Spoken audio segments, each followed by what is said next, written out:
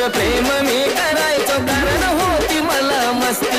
आज कळून चुकलं टिकत नसतं नातं जबरदस्ती. खरं प्रेम मी करायचो कारण होती मला मस्ती.